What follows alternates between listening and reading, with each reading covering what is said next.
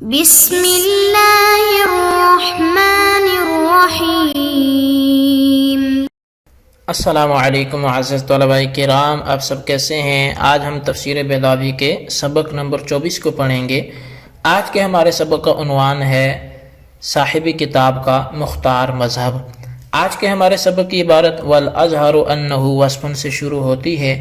آئیے سب سے پہلے عبارت پڑھ کے اس کا ترجمہ کرتے ہیں اور اس کے بعد اس کی وضاحت کی طرف بڑھتے ہیں۔ مصنف علیہ رحمہ لکھتے ہیں والازہر انہ وصف فی اصلہ لکنہ لما غلب علیہ بحیث لا یستعمل فی غیرہ وصار لہ کالعلم مثل السریہ والصعیق اجری مجراہ فی اجراء الاوصاف علیہ وامتناع الوصف بہ۔ اور فرمایا کہ زیادہ ظاہر یہ ہے کہ وہ وصف ہے اصل کے اعتبار سے، لیکن جب غلبہ دے دیا گیا اس پر کہ اس حیثیت سے کہ اس ذات باری تعالیٰ کے غیر میں استعمال نہیں ہوتا اور علم کی طرح ہو گیا جیسے سریہ اور صاعق، تو اس وصف کو علم کے قائم مقام کر دیا گیا اس پر اوصاف جاری کرنے میں اور اس کے ساتھ صفت لائے جانے کے امتناع میں، و عدم تطرق احتمال شرکت الیہ اور شرکت کے احتمال کے اس کی طرف راہ نہ پانے میں، لأن ذاتہ من حیث ہوا بلا اعتبار امر آخر حقیقی او غیرہ غیر معقول للبشر، اس لیے کہ اس کی ذات اس حیثیت سے کہ امر آخر حقیقی یا غیر حقیقی کے اعتبار نہ کیا گیا ہو، بندوں کو سمجھ میں نہ آنے والی نہیں ہے، نہ آنے والی ذات ہے۔ فلا یمکن ان یدل علیہ بلفظ، تو پس یہ ممکن ہی نہیں ہے کہ اس پر کسی لفظ کے ذریعے دلالت کروائی جائے۔ جی طلبہ کرام، یہ تھی ہمارے آج کے سبق کی عبارت اور اس کا ترجمہ۔ آئیے اب اس کی وضاحت کی طرف بڑھتے ہیں۔ مصنف علیہ رحمہ آج کے سبق میں والازہر کہہ کر اپنا پسندیدہ اور مختار مذہب بیان کرنا چاہتے ہیں جو تیسرا مسلک ہے، اور تیسرا مسلک وصف ہونے کا ہے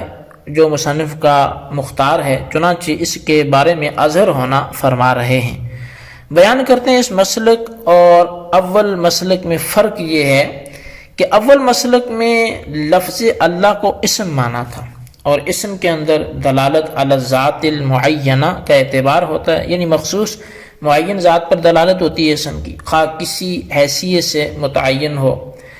اور دوسرے مسلک میں اس کو صفت مانا ہے، اور صفت کے اندر معنی وصفی تو متعین ہوتے ہیں مگر ذات ابہام کی درجے میں ہوتی ہے، مبہم ہوتی ہے۔ فرق سمجھنے کے بعد اب مسلک اس طرح سمجھیں کہ حاصل اس کا یہ ہے کہ لفظ اللہ اصل کے اعتبار سے وصف ہے، یعنی اصل میں وصف ہے، بعد میں علم کی طرح ہو گیا۔ اب اس پر دو اعتراض ماقبل والے واقع ہوں گے جو پیچھے علم والوں نے دیے تھے کہ ان کو اگر آپ علم نہیں مانیں گے تو یہ مسائل بنیں گے۔ پہلا اعتراض یہ تھا کہ جب وصف ہے تو کسی اسم کی صفت کیوں نہیں بنتا، یہ ہمیشہ موصوف ہی کیوں بنتا ہے؟ اور دوسرا یہ کہ جب صفت مانو گے تو مانع شرکت نہیں ہوگا، کلمہ توحید مفید توحید نہیں ہوگا، تو اس کے کیا جواب آپ دونوں اعتراضوں کے دیں گے اگر آپ اس کو اصل میں وصف مانتے ہیں؟ تو ان دونوں کا جواب یہ ہے کہ جب غلبتاً یہ ذات باری تعالیٰ ہی کے لیے اس طور پر مخصوص ہو گیا کہ اب اس کا اطلاق کسی اور پر نہ ہونے لگا، تو یہ علم کی حیثیت اختیار کرنے لگا، اور اتنا اختیار کرتا گیا کہ یہ علم ہی کے قائم مقام ہو گیا۔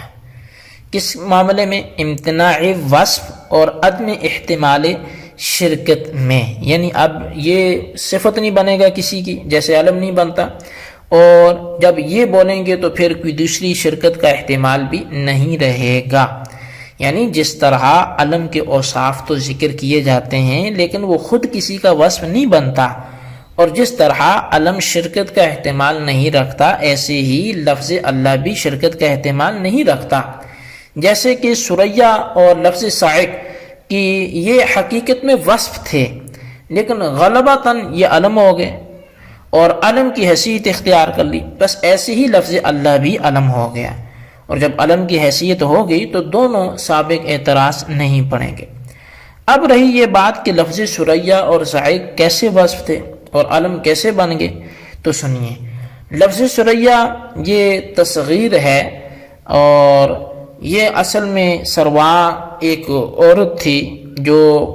بلکہ یہ اسی عورت کو بولتے ہیں جو مالدار ہو، پھر یہ ایک ستارے کا نام پڑ گیا اور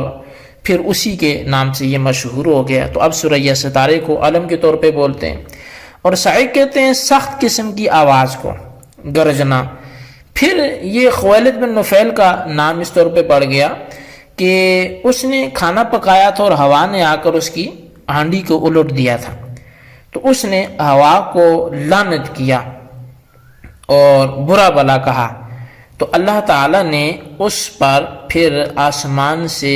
بجلی بھیجی، یعنی صاعقہ چونکہ بولتے ہیں بجلی کو، کڑک کو، تو اب وہ بھیج کر اس کو تباہ و برباد کر دیا، تو اس واقعے کی وجہ سے اس کا نام بھی صاعق پڑ گیا۔ تو اب دیکھیں، جیسے یہ دو وصف تھے سریا اور صاعق، لیکن ہوا کیا کہ جیسے ان اوصاف پر ان کا استعمال ذاتوں کے ساتھ ہونے لگا اور یہ علم کی طرح شمار ہونے لگے، تو آج یہ علم کی طرح استعمال ہوتے ہیں، آج ان کو صفت نہیں بنایا جاتا، آج یہ معنی شرکت ہو جاتے ہیں، یعنی جہاں یہ بولے جائیں تو مدلول پھر کوئی اور نہیں سمجھا جاتا، وہ انہی کا مدلول سمجھا جاتا ہے، یہ بندے بول سمجھے جاتے ہیں، ایک طرف ستارہ اور دوسری طرف خویلد بن نفیل۔ تو ایسے ہی اللہ تعالی پر جو لفظ اللہ کا اطلاق ہوتا ہے اصل کے اعتبار سے وصف تھا، لیکن اس کا استعمال اس قدر غالب ہو گیا کہ اب یہ مثل علم کے ہو گیا، کہ اب جب مثل علم کے ہوا تو اب اس پر اوصاف کا ترتب تو ہوگا لیکن یہ کسی کی صفت نہیں بنے گا، اور پھر یہ جو ہے جب بولیں گے اللہ تعالیٰ کی ذات پر تو پھر یہ مانع شرکت بھی ہوگا، اور پھر غیر کا وہاں احتمال نہیں رہے گا۔ اب یہاں سے مصنف علیہ رحمہ یعنی یہ لِأَنَّهُ لَوْ دَلَّ سے پہلے والی دلیل جو ہے وہ یہاں سے مصنف مسئلے کے ثانی کے اظہر ہونے کی دلیل دے رہے ہیں، اور اس دلیل کا حاصل یہ ہے کہ اللہ کی ذات فی نفسہ ہی بغیر کسی امر آخر کا اعتبار کیے ہوئے، اب وہ امر آخر خواہ صفت حقیقی ہو یا صفت اضافی ہو انسان کی عقل میں نہیں آ سکتی، یعنی اللہ تعالیٰ کی ذات فی نفسہ ہی بغیر کسی امر آخر کے اعتبار کیے وہ انسانی عقل میں نہیں آ سکتی، اور جب ذات باری تعالیٰ عقل میں نہیں آ سکتی تو کسی لفظ کا مدلول بھی نہیں بن سکتی، اس لیے کہ الفاظ تو ان چیزوں پر دلالت کرتے ہیں جو چیزیں ذہن میں پائی جائیں، اور ذات باری تعالیٰ ذہن میں پائی ہی نہیں جاتی، لہٰذا ذات باری تعالیٰ کسی لفظ کا مدلول نہیں بن سکتی، لہٰذا لفظ اللہ کے بارے میں یہ کہنا کہ یہ ذات باری تعالیٰ کے لیے وضع کیا گیا ہے یہ درست نہیں ہوگا، اور اس کو اگر خلاصے کے طور پہ کہنا چاہو تو پھر یوں کہا جا سکتا ہے کہ لفظ اللہ اگر موضوع ہوگا تو ذات مخصوص کے لیے اگر یہ موضوع ہوگا تو اس لفظ اللہ کے ذریعے سے ذات پر دلالت ممکن ہوگی، اور لفظ اللہ کے ذریعے سے ذات باری تعالیٰ پر چونکہ دلالت یہ باطل ہے، لہٰذا لفظ اللہ کا ذات باری تعالیٰ کے لیے موضوع ہونا بھی باطل ہے۔ جب لفظ اللہ کو علم ماننا درست نہیں ہے بلکہ یہ وصف ہے، تو بعض لوگوں نے اس پر دلیل کا جواب یہ دیا کہ جواب کا حاصل یہ ہے کہ دلالت کے لیے مدلول کا تصور بے وجہ ما کافی ہوتا ہے، پوری دلالت کا ہونا یہ ضروری نہیں ہے۔ تو بہرحال لہٰذا انہوں نے کہا یہ ہو سکتا ہے کہ ذاتی باری تعالیٰ کا تصور بالوجہ اور بے وجہ ہی کہہ کر لفظ اللہ کو اس کے لیے وضع کر دیا گیا ہو۔ یہ اظہر کہنے والوں کی دلیل کا جواب بعض لوگوں نے دیا۔ مصنف نے چونکہ بالازہر کہہ کے اس مذہب کو بیان کیا ہے، آئندہ بھی اس پر دلیل دیں گے، تو بہرحال ہم اس کو آئندہ بھی سمجھنے کی کوشش کریں گے۔ ابھی تک جو ہوا اس کو اچھی طرح سمجھیں، اس کے خلاصے کو ضرور رجسٹر پر لکھیں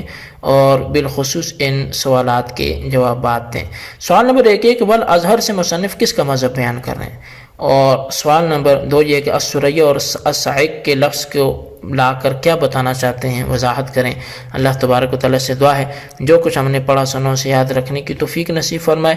آمین بجاہ نبی الامین صلی اللہ علیہ وسلم۔